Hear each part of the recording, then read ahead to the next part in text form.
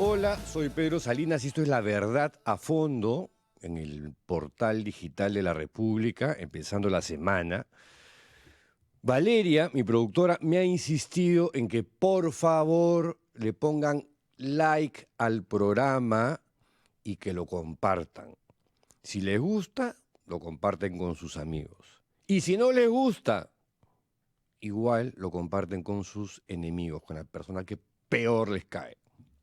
O sea, para que sirva de algo, pues, ¿no? Eso. Y unos comentarios al paso antes de presentar a nuestro invitado del día de hoy. Y aunque a algunos les suene esotérico, críptico, de otro planeta, lo que voy a comentar, el epicentro noticioso en este segundo se está produciendo en Irán. Desde hace 2 semanas aproximadamente, las calles de Irán, la antigua Persia, han sido tomadas por miles de manifestantes. Una cosa absolutamente inédita. ¿A qué se debe esto? En principio, a la gravísima crisis económica, la hiperinflación que está viviendo la economía iraní, y a la gente que ya está harta hasta acá de décadas de un totalitarismo religioso regentado por lo que se llaman los ayatolás, que son como personas que encarnan la divinidad, ministros de Alá, porque lo que hay en Irán es lo que se llama una república islámica, una nación musulmana a forro. La religión es todo. Para que tengan una idea, tienen una cosa que se llama policía ética, que si ven en la calle a una mujer que se le sale un pedacito de pelo debajo de la hijab, como se llama a lo que se ponen en la cabeza, pueden ir presas. No, de hecho, muchas son llevadas a prisión o son maltratadas o son humilladas. Y también hay casos de lapidaciones. Bueno, eso ya ha sido como la crisis económica ha sido como la gota que rebalsó el vaso y este filón que ha adquirido las manifestaciones. Ahí ven fogatas, por ejemplo, donde se acercan las mujeres, se quitan el hijab, lo cual es una especie pues de herejía pública, y la arrojan a las llamas. Algunas prenden cigarros con la foto del ayatolá Jamenei, lo cual también es como ya han anunciado penas de muerte para aquellos que sean identificados o identificadas haciendo eso. Súmenle la represión, súmenle la corrupción, Irán colapsó. Irán colapsó. Y aunque ustedes no lo crean, en los 60s, Irán era un país occidentalizado. La religión era importante, pero era tangencial a la vida de sus habitantes.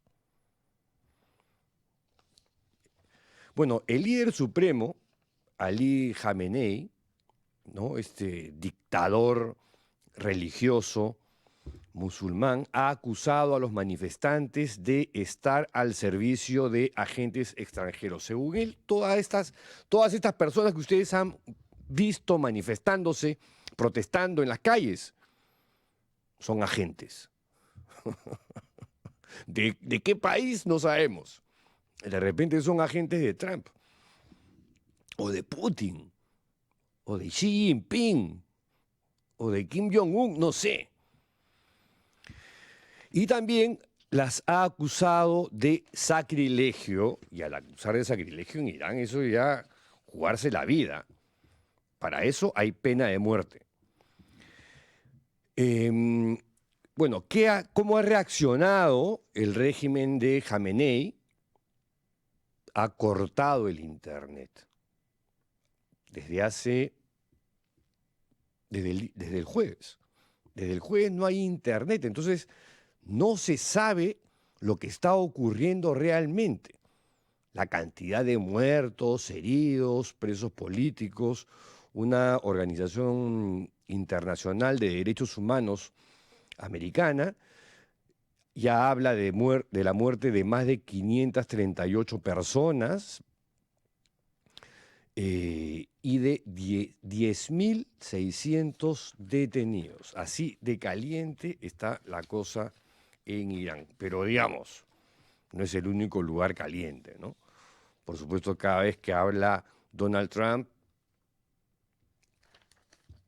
es como en Juego de Tronos, ¿no? Dracarys, lanza un fuego abrasador y amenazador dirigido a alguien. En este caso, este fin de semana ha sido contra Cuba. Ha instado a Cuba, Donald Trump, a llegar a un acuerdo, así entre comillas y digamos sin dar mayor contenido, o que se atenga a las consecuencias. Porque de Trump no se puede esperar otra cosa, salvo amenazas e insultos. Bueno, como sea, Trump está ahorita enfocado, después de Venezuela, en Cuba, donde ha dicho, le sugiero que lleguen a un acuerdo, ¿no? O sea, conmigo, Papi y Ricky, antes de que sea demasiado tarde. Esto lo dijo ayer. Por supuesto, Trump no ha especificado los términos de este supuesto acuerdo al que quiere llegar y tampoco ha especificado las consecuencias que tendría Cuba de no llegar a este acuerdo. Podemos adivinar, especular, ¿no es cierto? Por lo que acaba de ocurrir en Venezuela. ¿Cómo ha respondido el autócrata cubano Miguel Díaz-Canel? Ha dicho, Cuba está dispuesta a defender a la patria hasta la última gota de sangre. Y Trump ayer mismo, porque Trump es como López Aliaga, Gerí, ¿no? Son adictos a las redes sociales, no pueden es una especie de TOC que los lleva a decir cosas y a responder. En un mensaje, en su cuenta de X, sugería que Marco Rubio, el secretario de Estado, el nuevo Kissinger, un Kissinger sin las luces de Kissinger, un personaje maquiavélico, pero este es, no sé, un poquito más básico. Y es actualmente, ya saben, el virrey de Trump en Venezuela. Es hijo de exiliados cubanos y había un mensaje que decía que Marco Rubio podría ser, en los hechos, el presidente de Cuba o el próximo presidente de Cuba. A lo que Trump puso en redes, a mí me suena bien. Quiere conquistar el mundo, esto es como Pinky Cerebro.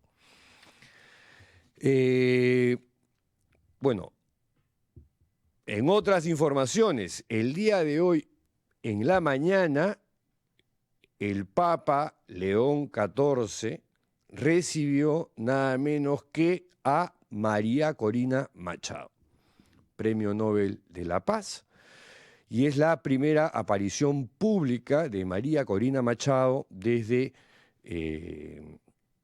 este operativo militar en Venezuela con el secuestro del dictador Nicolás Maduro. Y una última cuestión antes de ir a la pausa para presentar a nuestro invitado. Es la última encuesta de Datum que salió el fin de semana en el diario El Comercio. Y tengo acá un resumen del podcast del analista político Fernando Tuesta Soldevilla, que señala que la última encuesta de Datum muestra que la campaña ya empezó.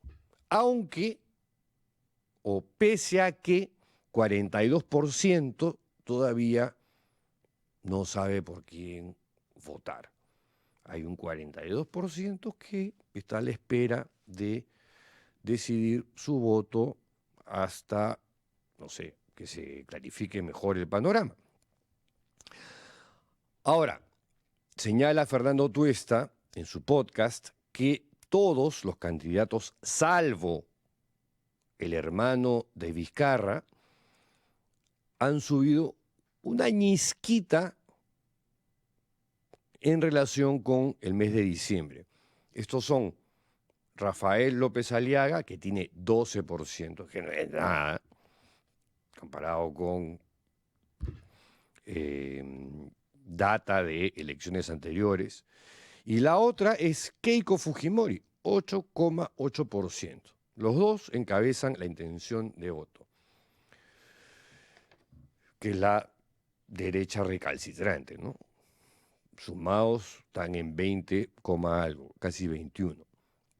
Del restante pelotón de 36 candidatos, creo que jamás hemos tenido tantos candidatos como en esta elección, dice Tuesta, quienes más crecen, claro, subrayando que con porcentajes muy pequeños, ¿no?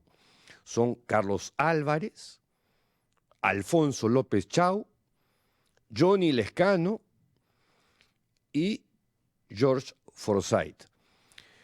Quienes tienen mejor opinión del electorado según Datum son Carlos Álvarez, Alfonso López Chau, el hermano de Vizcarra y Carlos Spa, que son candidatos, advierte Fernando Tuesta, que provienen de fuera de la política o están menos asociados a ella.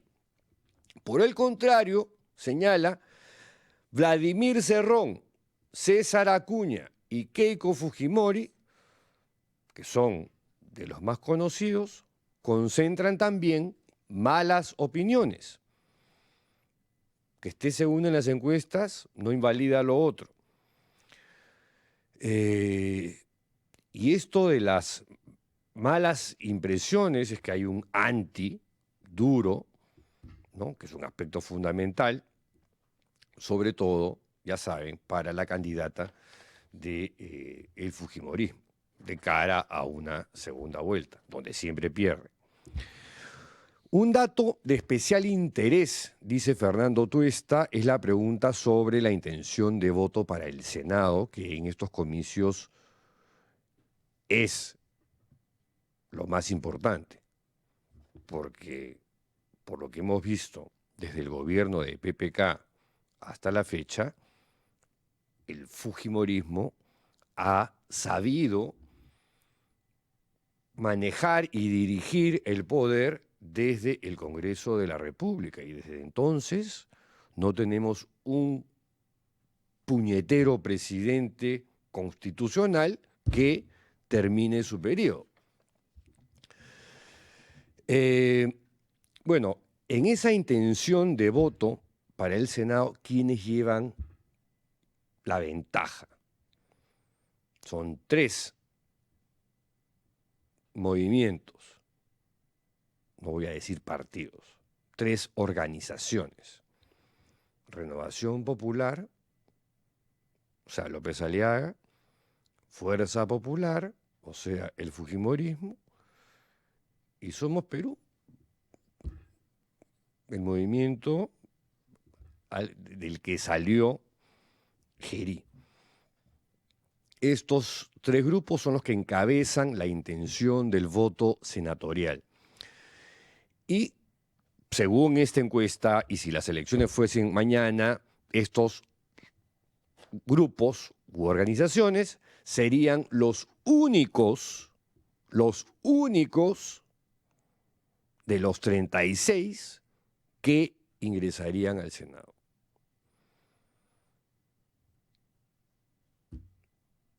Pedro. Digo nomás, y aquí termino. Esta primera foto del año lo que muestra, dice Fernando Tuesta, que si a un elector se le presenta una lluvia de candidatos y reglas que complican y generan confusión, sacan ventaja precisamente aquellos que combinan mayores recursos, mayor visibilidad mediática y partidos con símbolos conocidos. O sea, adrede lo han hecho y ahí están los frutos. Y ahora, como dice Tuesta, esta es solo la primera foto. Y un dato no menos importante, además, estamos en el Perú, donde aquí puede pasar cualquier cosa. Ahora sí, Valeria, te escucho. Pedro, quería comentarte que de 120 personas que nos están viendo, solamente hay 14 likes. No puede ser. Así que todos los que nos ven, por favor, dale like a este programa, compártelo y comenta. Y hablando de comentarios, tengo un par de comentarios por ahí que quizás te pueden gustar. A ver, vamos a ponerlo en pantalla. Dice, Dante, en esas elecciones generales del 2026, la mejor candidata presidencial será la magíster Keiko Fujimori. Asumo que esa es una joda, ¿no? El fujimorismo hoy se ha vuelto a unir, dice. Buena, Dante. Hasta la cara la tiene naranja hoy. Roger Fernando dice, López Chau, el candidato más preparado de todos y está llevando a un gran equipo al Congreso. Todo puede pasar. Todo puede pasar y López Chau, cada vez que habla, es más enrevesado que pelo de loco. Bueno, likes, por favor, compartir el programa con sus amigos si les gusta, con sus adversarios, rivales, la gente que peor les cae si no les gusta. Pausa y regresamos con el destacado penalista César Azabache para hablar sobre el nuevo asedio del fujimorismo contra el Poder Judicial y también, por cierto, de la toma exitosa del Ministerio Público por parte de este grupo que alienta nuestro amigo Dante color naranja Wando. Pausa y regresamos.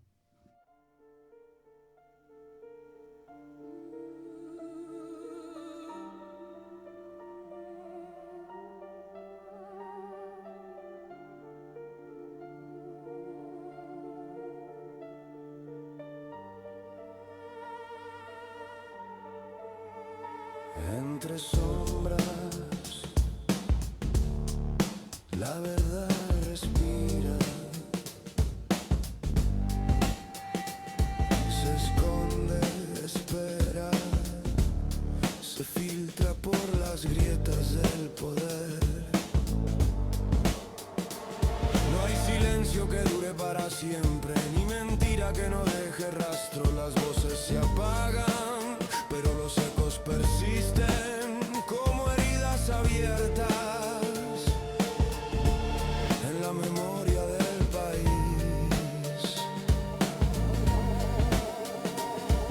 Buscamos entre papeles, entre nombres, entre miradas que esquivan la luz, porque la verdad no grita. La verdad resiste. Continuamos con el programa, ya se encuentra con nosotros César Azabache, lo vamos a presentar en unos segundos, pero Valeria, la productora de este programa, que insiste, por favor, no se olviden de darle likes al programa, comenten, compártanlo y ¿qué más? ¿Qué más, Valeria? Los comentarios, pues Pedro, que nos están saludando. Ahí está, un like, mira. Gracias, Jackie. Primer like del día. Percy nos Veo dice... todos los programas de la República. Gracias por informar. Percy, por favor, no solamente veas, tienes que darle like, compartir, porque si no, dejamos de existir, literal. ¿Ah? Por estos no, tiene que ser un éxito, porque si no, estamos condenados a que la mafia en el poder terminará por demoler el país. Y lo acabamos de ver en la última encuesta de Datum. Justamente 3 de por estos no van a entrar sí o sí si las elecciones fueran mañana. No creo, es una broma de mal gusto. No es ninguna broma. El Día de los Inocentes, eso fue el 28 de diciembre. Hoy día estamos 12 de enero del 2026, o sea que ninguna broma. Llegué a tiempo, entrevistará a un excelente penalista. Mira. Valeria es tan linda. Ahora tú ves Valeria, ¿no? Valeria es tan linda, ahorita full like. Toda la hinchada de Valeria. Saludos, amigo, pero seguimos adelante. Sí, acá estamos, ya. Valeria, dame un respiro. Ya. César, bienvenido al programa. Bueno, Encantado. Esta fue la portada de ayer del diario La República. Presidente del Congreso, o sea, Fernando Rospigliosi, y que es el jefe de Estado fáctico, ¿no? Amenaza a los jueces. ¿Qué cosa ha dicho en esta ocasión Fernando Rospigliosi? Ha instado a la Autoridad Nacional de Control del Poder Judicial que inste, casi que presione, que a los jueces, insta a esta institución para que actúe de oficio prácticamente, para que presione a los jueces que no apliquen la norma que limita el juzgamiento de delitos de lesa humanidad, ¿no? Que es algo que viene alentando desde hace rato el fujimorismo. Sí. A ver, varias cosas.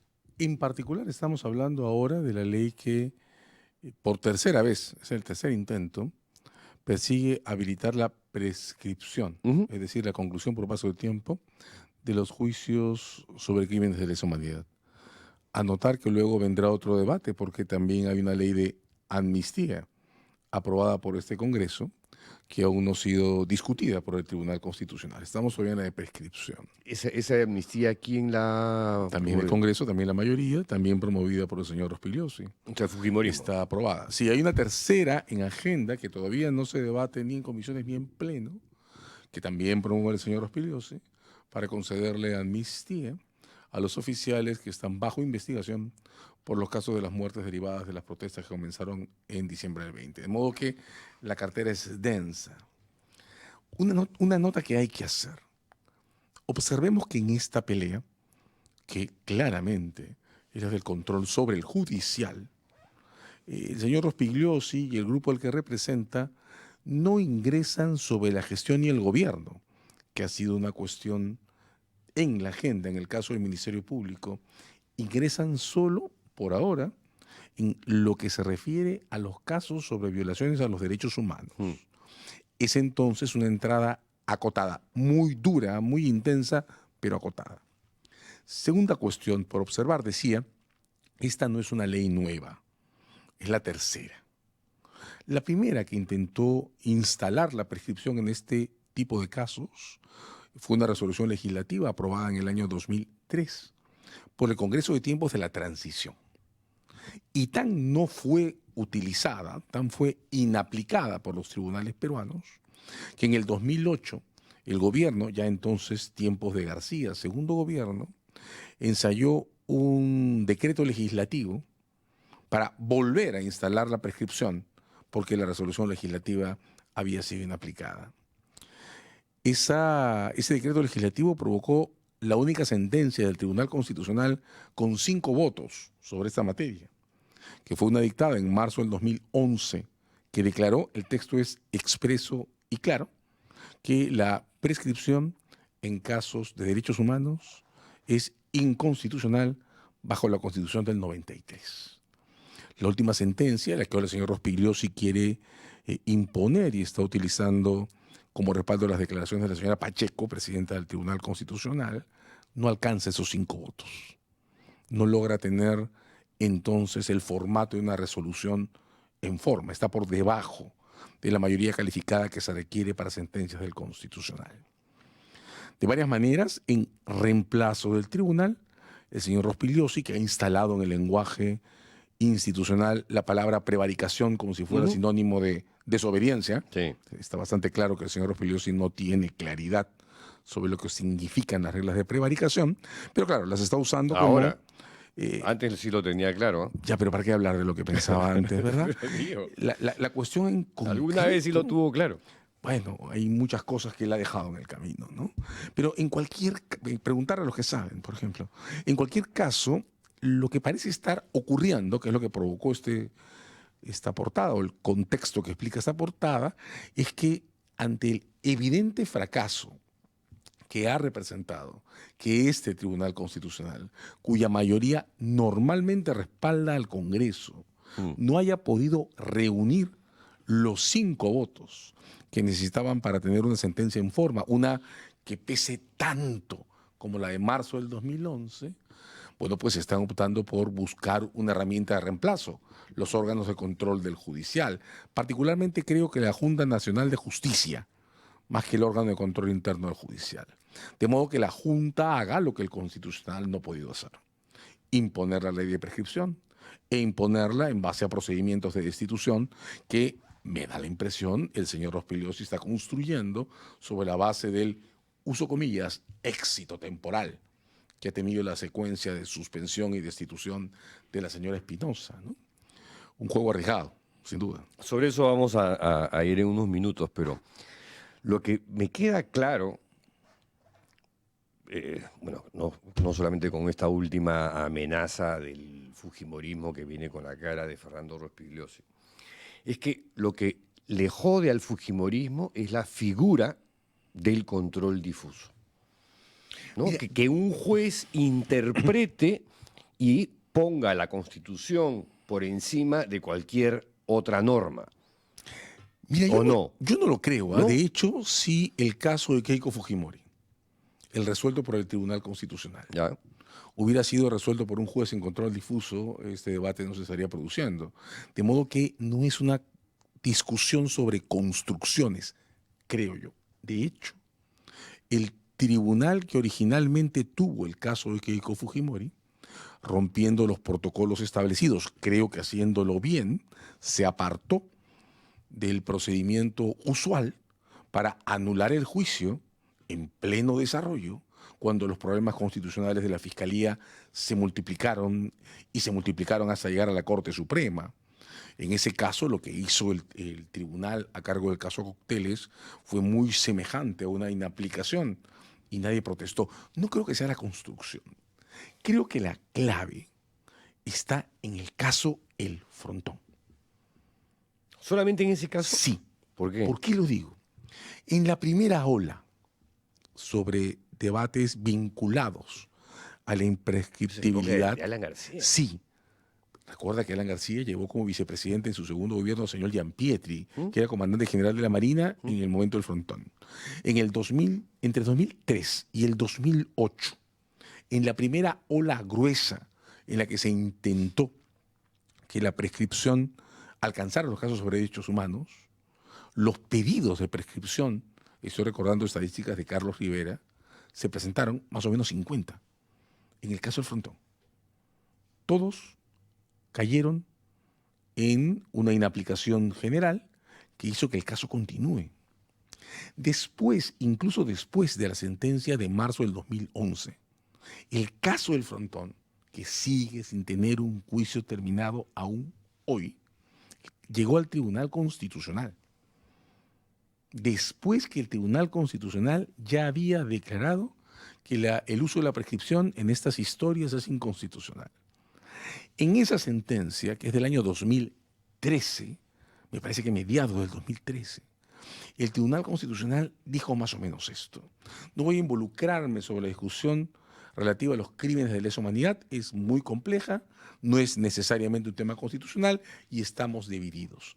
Pero, dijo el tribunal, el caso del Frontón debe continuar porque hay una sentencia específica sobre el Frontón de la Corte Interamericana de Derechos Humanos, no la general sobre graves violaciones, prescripción e indultos, una específica del Frontón, en que el Estado peruano ha quedado comprometido a terminar ese juicio. El juicio sigue. Se sigue quebrando, instalando, postergando. En el camino regresamos al expediente de la prescripción. Y ahora registremos, esta es la tarea que me falta, cuántos de los pedidos que se han hecho y se están anunciando para aplicar la ley de prescripción corresponden al expediente del caso del Frontón. De varias maneras, ese caso, estamos en el 2025 y no termina, está abierto. 2026, perdón, y no termina. Ese caso está abierto, en mi opinión, porque en lugar de enfrentar el juicio en todas sus consecuencias, van a haber personas que van a ser condenadas, otras que van a ser absueltas. Las defensas parecen haber elegido como opción bloquear el juicio y por tanto se entrampan, porque bloquear un juicio es un pésimo negocio, nunca ha funcionado en el Perú. Lo único que hace es postergar las discusiones y terminar de desangrar tanto a las víctimas, en este caso familiares, que no recibieron a tiempo los cadáveres derivados de la recuperación del penal, etcétera, como a las propias defensas. Solo cierro con esta idea. La Sala Penal Nacional tiene una tasa de absoluciones equivalente al 50% de los acusados. ¿Qué les hace pensar a quienes están promoviendo estos bloqueos sin salida final que los que están en el proceso, los inocentes que pueden ser absueltos, merecen mantener estas postergaciones? El retraso es malo para las dos partes y este tipo de esquemas lo único que hacen es multiplicar el retraso, no resolver los problemas de fondo. Ahora, esta bravuconada de Rospigliosi o del fujimorismo contra el Poder Judicial viene justo después de que la semana pasada la señora Janet Tello, la presidenta del Poder Judicial, haya tenido un discurso el día de la ceremonia de la inauguración del año judicial, un discurso valiente, principista, muy firme y teniendo al frente al señor Gerí, al presidente fáctico Fernando Rospigliosi, la presidenta del Tribunal Constitucional, entre otras autoridades. Esto me parece que es una respuesta clarísima a ese momento, no sé si humillante, que les hizo pasar esta jueza, que a mí me parece valiente. Y claro, todo esto en el contexto de que el último bastión institucional que queda más o menos vivo es el Poder Judicial. Todo lo demás lo ha tomado el fujimorismo, que ya ha hecho metástasis en todas las instituciones. Creo que ya no es solo el fujimorismo, ¿no? El fujimorismo y sus secuaces, pero la digamos, coalición que maneja la locomotora el gobierno, ¿no? es el fujimorismo. Claro, pero es una coalición la que maneja ahora el gobierno, Sí, tiene pero bastante hay, más cosas detrás. hay líderes principales, digamos. Las vocerías, además, más fuertes Por eso. están alineadas. al Rospigliosi fujimorismo. no es de Renovación Popular, aunque podría hacerlo. Tal cual, es el presidente del poder Legislativo. Además, creo que no ha notado que siendo el presidente del Poder Legislativo y ya no solo un vocero o un congresista, compromete la responsabilidad del Estado con estas declaraciones, porque este es probablemente el caso más claro de violación de la independencia judicial por acoso que se está registrando en América del Sur. En el Perú, los jueces tienen la atribución para aplicar o no aplicar una ley por inconstitucionalidad como atribución propia. De modo que cuando un poder del Estado, quien representa un poder del Estado, al legislativo, sale en público a decir que quienes no fallen como él quiere deben ser expulsados por prevaricato. Tal cual, tal cual. Está perpetrando un acto de intromisión que esto no nos debe sorprender, puede producir la intervención, de nuevo, no le gusta a los antiglobalistas, a los soberanistas, pero de nuevo la intervención de Naciones Unidas, de la Relatoría para la Independencia Judicial, que se ha pronunciado varias veces en este ciclo, y, por supuesto, de la Comisión Interamericana y de la Corte, que tampoco les gusta a los globalistas. El discurso de la señora Tello, impecable. Impecable. Impecable. Estoy de acuerdo contigo, creo que Yo no lo había esta escuchado última... hasta que pasamos acá sus intervenciones y me pareció, wow. Es impecable. Creo que, en efecto, esta última ronda es una reacción a lo que representó en lo institucional, que ese discurso sea leído delante de quienes promueven estas formas de intervención.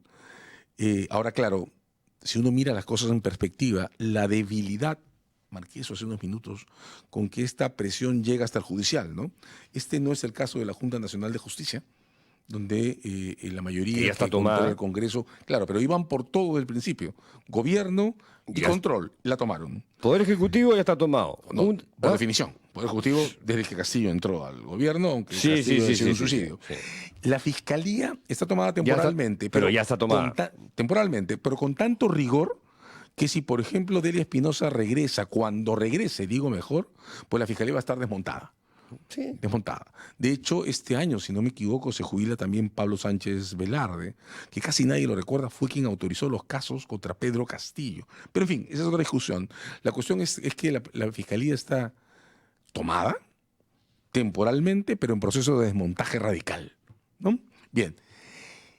En esta tercera oportunidad, lo decía recién, la coalición en gobierno va al judicial por un grupo de casos o hasta por un caso punta, no por el gobierno. No por el gobierno del judicial, me refiero. Ujú. De varias maneras creo que la pelea Por el momento. por el momento, en este momento, digámoslo así. De varias maneras creo que la pelea por el control del judicial representa o puede representar la Rusia del napoleonismo de esta coalición.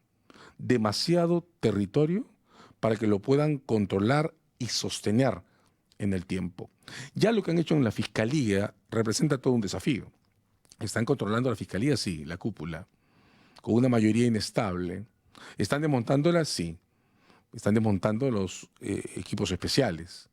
Pero ya la Fiscalía es un territorio más grande que la Defensoría del Pueblo o la Junta Nacional de Justicia, que puede El poner... Tribunal Constitucional. Es pequeño también. La Bueno. Fiscalía es mucho más grande.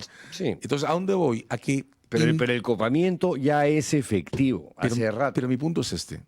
Cuando con esas estrategias de copamiento, pegadas con goma ligera, sin fundamento, se intenta tragar organizaciones tan grandes como la Fiscalía o el Judicial, lo que termina que es el ocurriendo... tercer poder del Estado. que es el tercer Ya poder del tienen Estado. controlados dos. Sí, pero de nuevo, Pedro, vamos al tamaño de cada esfuerzo. Lo que arriesga la coalición al hacer este intento, saltar de la Fiscalía, en la que solo controlan la cúpula, no todo el Ministerio Público, al Judicial, en el que ni siquiera pueden controlar la cúpula, la Corte Suprema, es enfrentarse a un desafío del tamaño de intentar tomar Rusia siendo el ejército napoleónico. Aquí pueden perder. No es simple controlar entidades de estas dimensiones. Estarán preparando el terreno para cuando ellos calculen, apuesten, ¿no? Sí. Asuman que van a retomar el Sí, poder de hecho, en abril. De hecho, el gotero que tienen para impregnarlas es la Junta Nacional de Justicia, a través de los nombramientos. La pregunta es, ¿van a poder? Yo voy a apostar, es mi apuesta personal si lo quieres, a que con el judicial no van a poder. Voy a apostar además a que el control de la Junta Nacional de Justicia, que insisto, es por ahora temporal, no alcanza para dominar o alinear al Ministerio Público y a los miles de fiscales, hombres y mujeres, que trabajan en despachos de cara a la ciudadanía. Que hay muchas cosas que rectificar en la práctica directa de las fiscalías y del judicial hacia la población, sin duda alguna. Pero la fuerza orgánica de esta coalición no equivale a la de una dictadura como la de Maduro, ni el Estado peruano tiene la capacidad de injerencia suficiente para lograr niveles de control, ni siquiera sobre porciones territoriales. Sí, pero el menos nivel, sobre el regiones nivel de extensas. daño y de erosión a la democracia Totalmente de acuerdo contigo. y la toxicidad y el Terribles. envenenamiento. Terribles. Terribles. Terribles, terribles. Eso sin duda. El Eso sin domingo duda. mismo, respondiendo a esta matonería del fujimorismo contra el Poder Judicial, La República escribió un editorial señalando o describiendo esto como un acto antidemocrático más en el Perú, como una presión política directa sobre la función jurisdiccional que pretende comprometer el principio básico de separación de poderes una vez más. ¿Para qué? Para buscar impunidad. Tú dices que es para el tema específico del caso Frontón, pero esto Sobre todo, obviamente Esparcido, se esparce, claro. se esparce para donde quieren. Define a lo que tú llamas la coalición como una deriva de régimen parlamentario autoritario y remata diciendo que la historia reciente del país demuestra que cada vez que se ha debilitado la independencia judicial, el resultado ha sido más arbitrariedad, menos justicia y mayor distancia entre el poder y la sociedad. Y esos tiempos recientes, No, la clara mira, alusión es al régimen autocrático de Alberto Fujimori, pero que, claro, se dictaba lo que les salía del forro porque detentaban el poder ejecutivo y desde ahí, digamos, controlaban el resto de instituciones. Blancanélida Colán en el Ministerio Público, ¿cómo se llama? Rodríguez Medrano en el señor Judicial. Rodríguez Medrano en el Poder Judicial.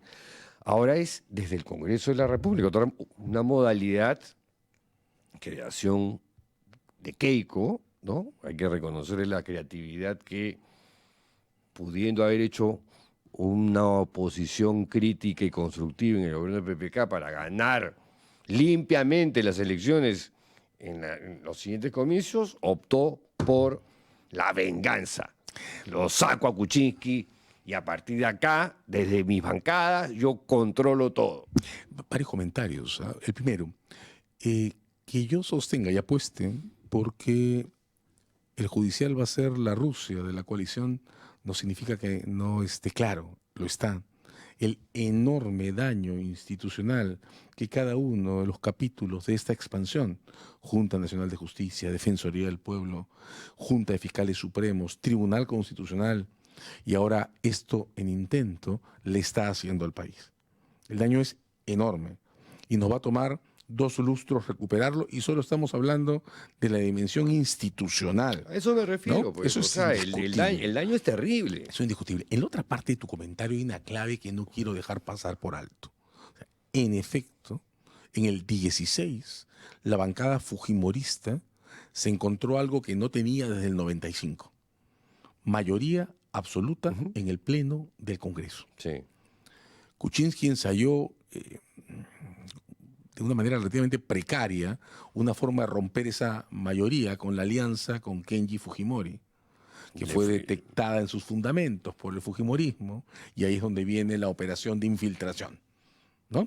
Grabar a los agentes del entorno de Kenji Fujimori, se rompe la mayoría del Congreso. De varias maneras, creo que tienes muchísima razón. El modo de ser del parlamentarismo del Congreso corto y luego del Congreso del 21 en adelante, creo que intenta tomar el modelo de lo que pudo ser el Congreso absolutista del fujimorismo del 16 y llevarlo a su última expresión. Creo que no solo podríamos decirle como tú, el trauma del 16 concurre a esta conformación de las cosas. Creo que hay un segundo trauma, y es el trauma Merino. Nota que en todo el modo de abordarse a la política de este régimen que se ha ido formando desde que Castillo fue elegido, la cláusula principal es yo no renuncio. Nadie renuncia.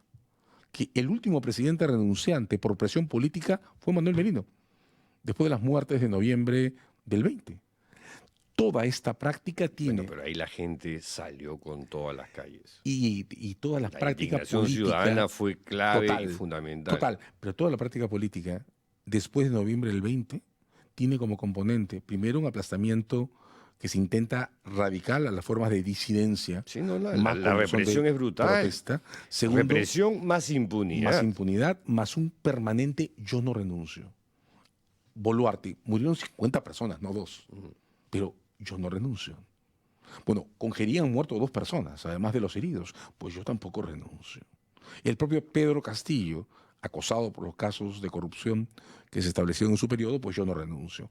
Hay entonces varias fuentes convergentes. Voy contigo en que la del 16, expresada a partir de la destitución de Saavedra, es fundamental, pero hay varias fuentes con mensajes autoritarios que están impregnados de irresponsabilidad, de eliminación de límites institucionales, que están dándole forma a un monstruo en mazamorra que solo vamos a poder derrotar si abordamos con muchísima inteligencia las elecciones que vienen, sobre todo en su dimensión parlamentaria, ¿no? Donde nos estamos jugando el destino del país, claramente, ¿no?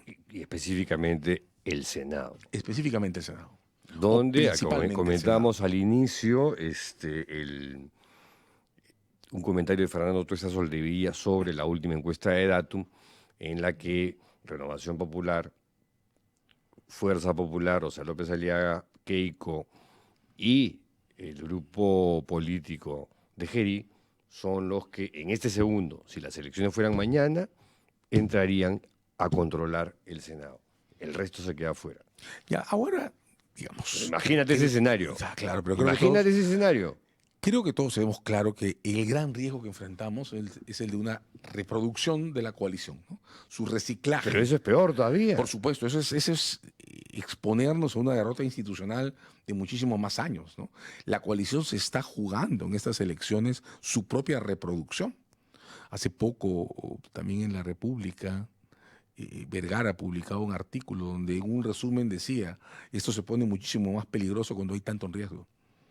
Y aquí Exacto. está en riesgo el control institucional del país. Ahorita el daño, yo creo que es, como dices tú, se puede revertir, sí, por lo menos en 2 lustros. Sí, pero ya ese daño está hecho.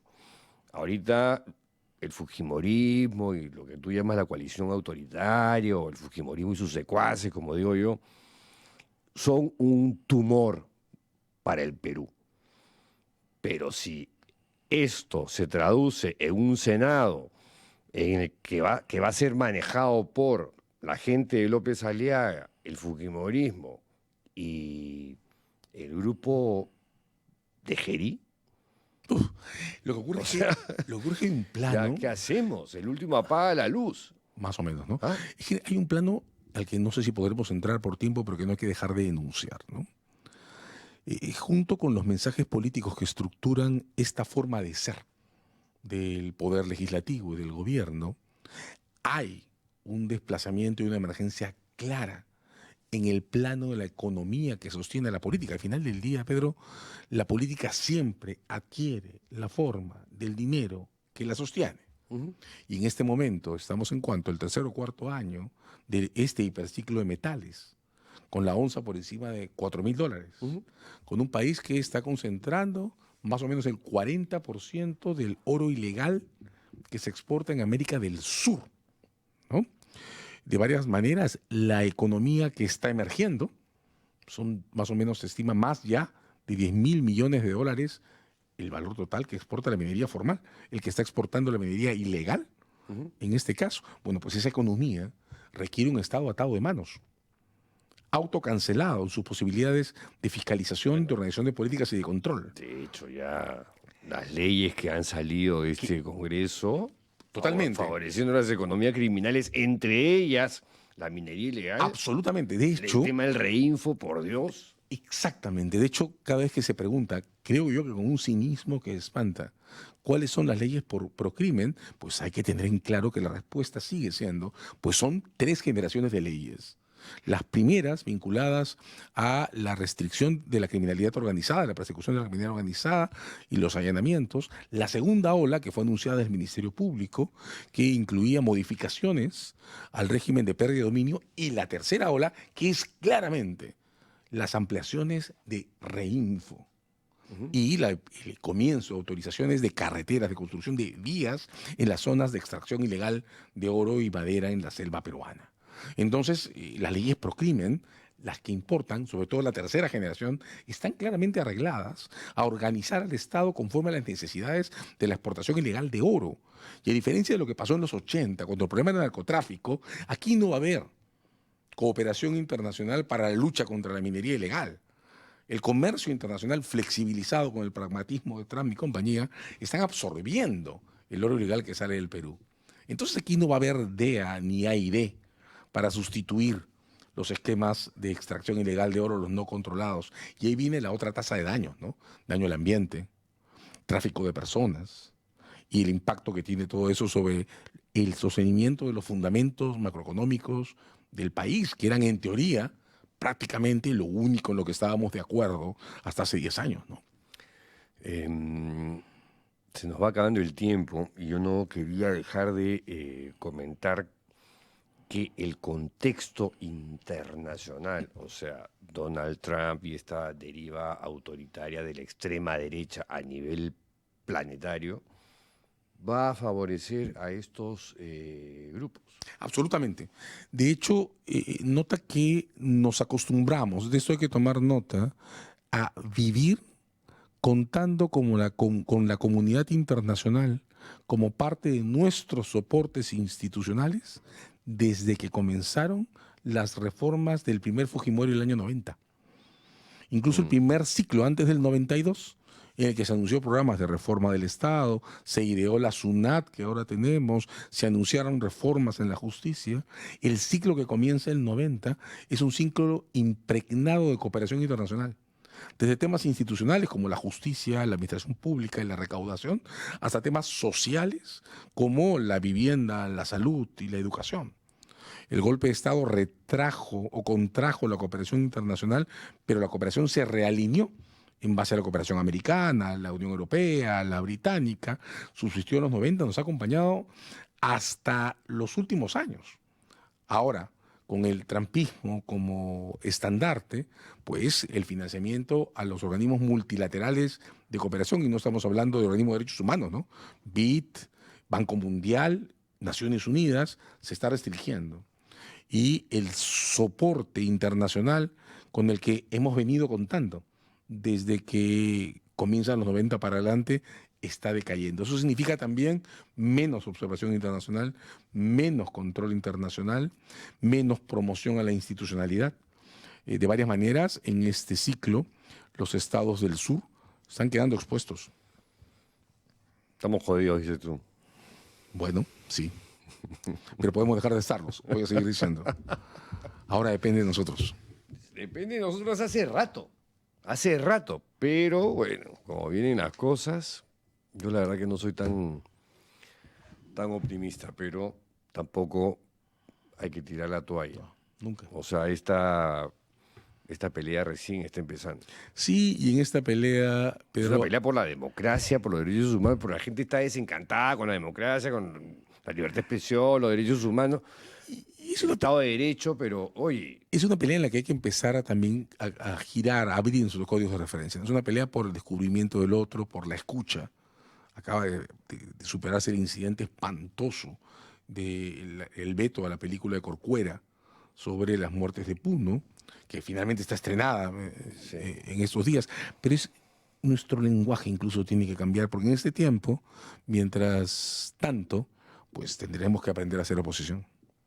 o sea, no hay oposición política. Por eso tenemos que aprender a hacer. Hace años que no hay oposición política. La única oposición está en determinados referentes de diferentes ámbitos del lado académico, profesional, algunas trincheras periodísticas, pero todo lo demás sigue siendo tomado por esta estas nuevas posiciones, algunas fascistas. Sí, Fascistas. sí, que eran, César, fascistas. que eran inimaginables hace Exacto. 20 años, que ahora están instaladas al frente. Pero por eso digo, el optimismo que criticabas, hay que aprender a hacer oposición, porque es lo que nos toca, construir esos espacios. Y pelear. Sí. Ay, Desde ahí. sí, obviamente, pero para construir primero tienes que ganar la batalla. Tienes que volver a recuperar Vas a decir que soy un pesado. espacios de democracia. Vas a decir que soy un pesado, pero para ganar la batalla tienes que construir. Y hay que armar. Y guerrear. Mira, y guerrear. el nombre que ese colectivo, con eso termino, de mujeres se puso a sí misma, me fascina. Tejedoras. Bueno, de eso se trata, ¿no? Bueno, yo creo que estamos en una... Hay que construir, hay que pelear, hay que aportar, hay que hacer oposición, hay que protestar, hay que hacer un montón de cosas. Correcto. Fue César Azabache y nosotros nos tenemos que despedir. Todavía, Pedro ¿Cómo- Salinas. Oye, quedan 3 minutos. Tres Y tengo minutos los y vamos tengo a aprovechar. Tengo que pedir likes. Y Tengo que pedir que comentarios. compartan y 3 minutos para comentarios. A ver, comentarios, vale. Por aquí, Es una dictadura, Alicia esta- dice... Ya, ¿entiendes? Cuando digo de la deriva autoritaria, está en todas partes, hasta en la producción. Ya que no hay democracia, te tocará simplemente obedecer. Así es. Ahora me va a caer después mi jalón de oreja. Alicia García dice, listo, like y Buena. compartido. Eso, Alicia. Cintia dice, es un placer verte hablar con la verdad. Información sin filtro. Mis respetos a Pedro Salinas. Gracias, aunque hay gente que no le gusta que diga lisuras. Manuel Arana dice, ¿y cuándo nos das una entrevista cuándo das entrevista a los candidatos del Senado de las regiones para revertir esta situación? Y Los que invitamos los a los todos los invitamos y con candidatos. eso se revierte todo. Esa es la solución. Hugo Alejandro Ramírez dice, mercenario de la política, ese sujeto que preside el Congreso Lumpen.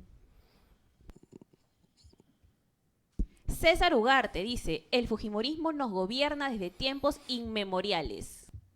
El fujimorismo con sus aliados apristas, ¿no? Dante dice, a Paniagua lo puso Clinton. Este Dante, ya ves, César decía, ¿por qué cara de naranja aguanto? Mire el color, pues así un color mandarina como el de Trump, ¿no? Gracias, Dante, por tus aportes. Leori dice, gracias por escuchar, que tenemos esperanza de recuperar instituciones decentes. Ojalá, ojalá.